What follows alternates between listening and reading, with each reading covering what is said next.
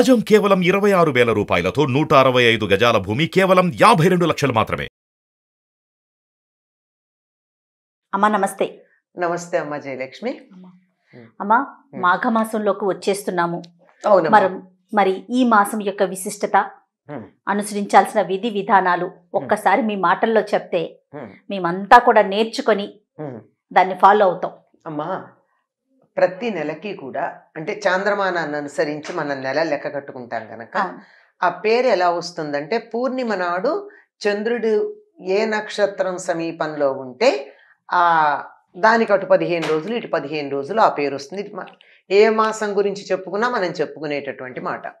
అందులో మఖ నక్షత్రానికి సమీపంలో ఉండేటటువంటి పూర్ణిమ ఏదైతే ఉందో చంద్రుడు, అటువంటి నెలకి మాఘమాసం అని పేరు. అంటే మఖ అనేది మఘగా కూడా మనకు అక్కడక్కడ కనిపించే అవకాశం ఉంది. అందువల్ల మఖా నక్షత్రానికి ప్రాధాన్యం. మఖా నక్షత్రంలో సూర్యుడు ఉచ్చ స్థితిలో ఉంటాడు ఆ సమయంలో. అవునమ్మా. అలాగే సరిగ్గా ఈ మాసం ఎప్పుడు వస్తుంది అంటే ఉత్తరాయణ పుణ్యకాలం ప్రారంభమైనప్పుడు వస్తుంది. మకర సంక్రాంతి తర్వాత వస్తుంది. అంచేత సూర్యుడు ఉత్తరాయణానికి బయలుదేరుతూ ఉచ్చ స్థితిలో ఉన్నటువంటి, అంటే తీక్ష్ణంగా భయపెట్టే స్థితి కాదు, ఆయనకు ఉండవలసిన శక్తి అంతా అధికంగా ఉంటే మనకి బాధ కలిగించేది కదా. బాధ కలిగించేది కాక మనకు అనుకూలంగా ఉండే ఉచ్చ స్థితిలో ఉండేటటువంటిది ఈ మాఘమాసంలో. అలాగే మకర మాసం సౌరమానాన్ని అనుసరించి ఈ రెండు దరిదాపుల్లో కలిసే ఉంటాయి. అందువల్ల ఈ నెల చాలా గొప్ప ప్రాధాన్యం కలిగింది. దేనికి అంటే సూర్యుడు ఆత్మకారకుడు అని చెప్తాం. ఆత్మకారకుడైనటువంటి సూర్యుడు ఉచ్చ స్థితిలో ఉండే మఖా నక్షత్రంలో చంద్రుడు ఉన్నప్పుడు మనసు కూడా చక్కనైనటువంటి పద్ధతిలో ఉంటుంది అని దీన్ని మనం అర్థం చెప్పుకోవాల్సి ఉంటుంది. అందువల్ల ఇక్కడి నుంచి ఏది చేసినా బాగుంటుంది.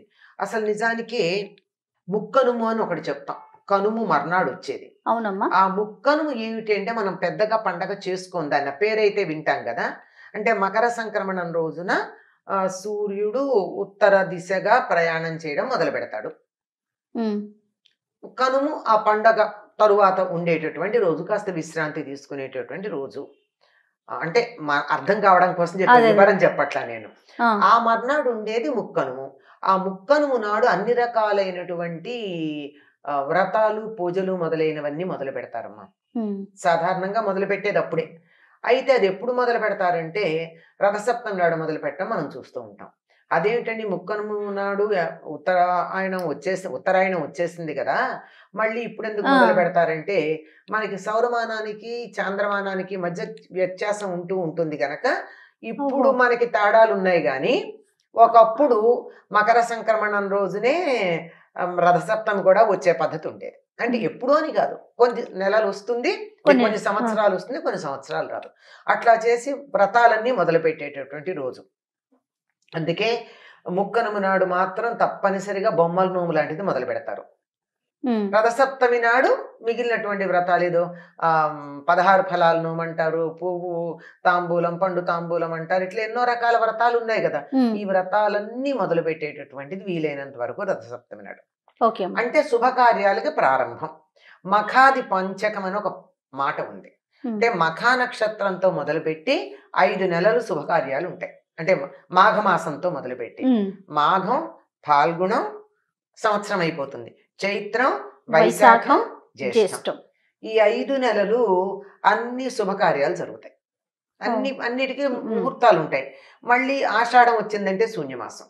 అక్కడి నుంచి 5 నెలలు అయిన తర్వాత మళ్ళీ పుష్యమాసం వచ్చిందంటే శూన్యమాసం. ఇటు పుష్యమాసం, ఇటు ఆషాఢ మాసం శూన్యమాసాలై అటు 5 నెలలు, ఇటు 5 నెలలు ఉంటాయి. ఉత్తరాయణంలో ఉన్నటువంటి ఈ 5 నెలలు శుభకార్యాలకి ప్రసిద్ధి. మామూలుగా ఒడుగులు, ఉపనయనాలు ఎట్టి పరిస్థితుల్లో దక్షిణాయనంలో చేయరు, ఇక మొదలవుతాయి. పెళ్ళిళ్ళు, గృహప్రవేశాలు, ఇంటికి పునాది వేసి శంకుస్థాపన చేయడం, ఇలా గనక ఈనాడు మాఘమాసంలో గనక ఇంటికి శంకుస్థాపన చేసినట్టయితే అసలు ధనధాన్యాభివృద్ధి చెప్పడానికి వీలైనంత ఉంటుంది అంటారు. అంచేత మఖ నక్షత్రానికి ప్రాధాన్యం ఉంది. ఇది ఉత్తరాయణ ప్రారంభంలోనూ ఉంది. అందులో మకర రాశి అంటే సౌరమానాన్ని అనుసరించి మకర మాసం ఏదైతే ఉందో అంటే 30 రోజులు జనవరి 14 నుంచి ఫిబ్రవరి 14 దాకా ఉండేటటువంటి 14 కూడా 13 దాకా ఉండేటటువంటి మాసం ఏదైతే ఉందో ఈ మాసం అంతా మకర మాసం సౌరమానాన్ని అనుసరించి ఈ రెండు కలిసి ఉన్నటువంటి రోజులు పరమ పవిత్రమైనటువంటివిగా పరిగణించబడుతూ ఉంటాయి. మరి ఇప్పుడు ఏం చెయ్యాలి? అవి వాటికి గొప్ప చెప్పాం, అవి గొప్ప ఉంటే మనకేమిటిట, మనమేం చేయాలి? మనకేం కావాలి? మాఘమాసంలో ప్రాధాన్యం వహించేటటువంటిది స్నానం. మాఘ స్నానాలను ఒక పదం మనం వాడుతూ ఉంటాం. ఈ మాఘమాసం యొక్క గొప్పతనాన్ని గురించి తెలియజెప్పేటటువంటివి ఆయా పురాణాల్లో ఆ పురాణాల్లో ఉన్నవన్నీ తీసుకొక చోట చేర్చి ఆ మాస పురాణాల్లో ఉన్నాయి కదా, దాంట్లో మాఘ పురాణం అనే పేరుతో కూడా మనకు కనపడుతూ ఉంటుంది. ఈ పవిత్రమైనటువంటి మాఘమాసంలో మనకి చాలా పుణ్యదినాలు ఉన్నాయి. ఆదివారాలన్నీ మాఘపాదివారాలు అనే పేరుతో చాలా ప్రసిద్ధి వహించాయి. అలాగే రథసప్తమి, భీష్మాష్టమి, ఆ తర్వాత వచ్చే ఏకాదశిని భీష్మ ఏకాదశి అని కూడా అంటాం మనం. ఆ తర్వాత వచ్చేటటువంటి మాఘ పూర్ణిమ, ఇవన్నీ చాలా విశిష్టమైనటువంటి రోజులు. ఇన్ని విశిష్టం అంటే 4 ఆదివారాలు, అప్పుడప్పుడు 5 వస్తాయి, ఆ తర్వాత 2, 3 మొత్తం కలిపింది, మధ్యలో శ్రీ పంచమి, ఒక 10 రోజులు మొత్తానికి శుభప్రదం. ఈ 10 రోజులు కూడా పూర్ణిమ లోపలే 8 దాకా పూర్ణిమ లోపలే వచ్చేస్తాయి. ఇన్ని పవిత్రమైనటువంటి రోజులు ఉన్నటువంటి మాసం, అందువల్ల మాఘమాసం పవిత్రం. అలాగే సముద్ర స్నానాలకు కూడా అకామావై అని చెప్తూ ఉంటారు. అందులో సముద్ర స్నానం చేయాల్సినటువంటిది మాఘ పూర్ణిమ. ఎప్పుడు పడితే అప్పుడు సముద్రంలో స్నానం చేయకూడదు అని పెద్దలు చెప్పేటటువంటి మాట. అంటే దానికి అనేకమైనటువంటి మనకి పురాణాల్లో చెప్పేవన్నీ కూడా జాగ్రత్తగా గమనించినట్టయితే సరిగ్గా శాస్త్రీయంగా కూడా మనకి పనికొచ్చేది. అంటే ఆటు పోటు మొదలైనటువంటివన్నీ గమనించి సముద్రంలో ఎక్కడెక్కడి నుంచి వచ్చి చేరేటటువంటి నదులు, ఆ నదుల నీళ్లు చేరడం, వాటి వల్ల సముద్రంలో వచ్చే మనకి తెలియవు, మనం కంటితో చూసి చెప్పలేం అటువంటి మార్పులు, ఆ మార్పులను అనుసరించి వచ్చేటటువంటి ప్రయోజనాలు, ఇవన్నీ దృష్టిలో పెట్టుకుని ఏ రోజుల్లో స్నానం చేయాలో నియమించడం జరిగింది. మాత్రమే చేయాలి, ప్రతిరోజు సముద్ర స్నానం చేయకూడదు. ఓకే అమ్మా. ఇంకా ఈ మాసం అంతా మనం ఎలాంటి విధి విధానాలు? అదే చెప్తున్నా, ఈ మాసం అంతా సముద్ర స్నానాలకు కూడా ప్రధానమైనటువంటి చెప్పాం కదా. ఇక ఈ మాసం అంతా చేయవలసింది ఏమిటంటే మాఘమాసంలో స్నానానికి ప్రాధాన్యం. విష్ణు పూజ చెయ్యాలి అని చెప్పారు. అంటే సూర్యుడు ప్రధానంగా అనుకున్నాం కదా, ఆ సూర్య మండల మధ్యవర్తి అయినటువంటి వాడు నారాయణుడే కదా. అంచేత విష్ణుమూర్తి యొక్క పూజ చెయ్యాలి అనేటటువంటిది మనకి లోకంలో వ్యాప్తిగా ఉంది. ఇప్పుడు స్నానం ఎందుకు చేయాలి, అది కూడా ఒక పెద్ద ప్రధానమైనటువంటి లక్షణం. ఇది ఎందులో వస్తుందంటే శిశిర ఋతువు ప్రారంభంలో ఉంది.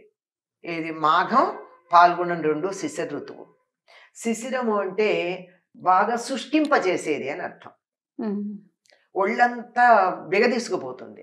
బెగదీసుకుపోయింది అంటే శక్తి తగ్గదు, లోపల ఉన్నటువంటి తడంతా పోయి ఊబకాయం అంటారే, ఊబకాయం పోయి శరీరం చాలా బాగా తయారవుతుంది. ఈనాటి వాళ్ళకి అర్థం కావాలంటే చెప్తాను, టోనప్ అవుతుంది బాడీ.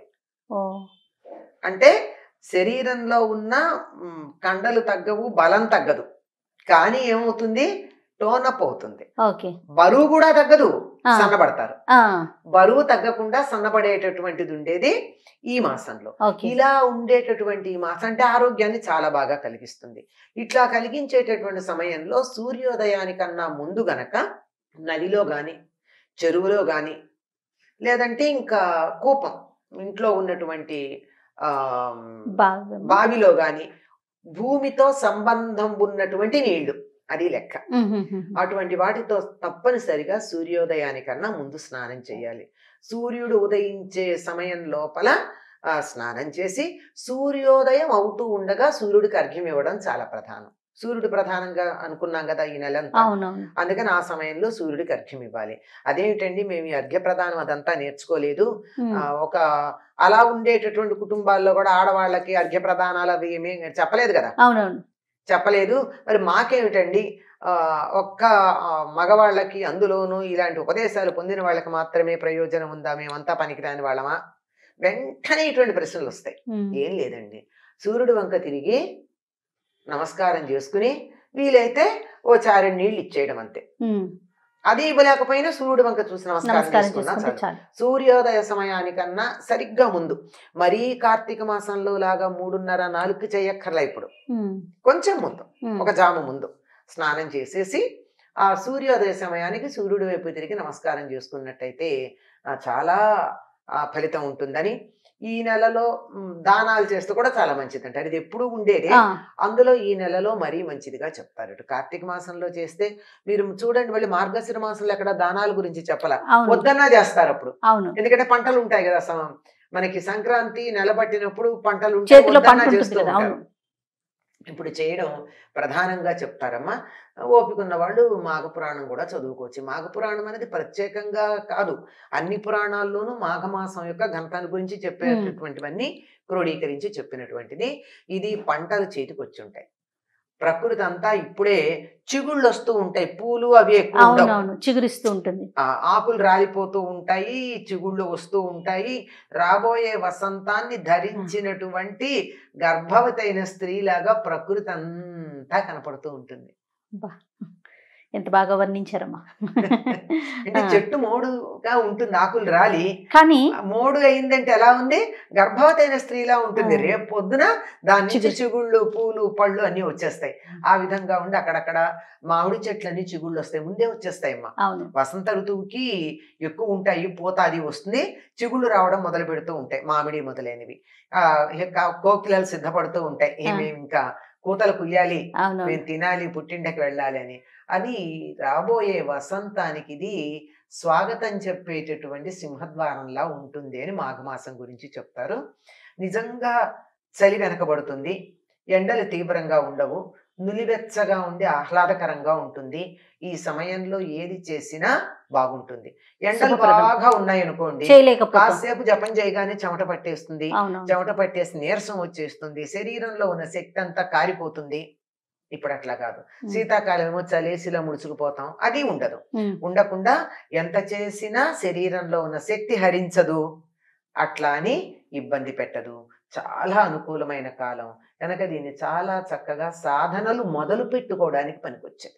తప్పకుండా అమ్మా. నమస్తే అమ్మా.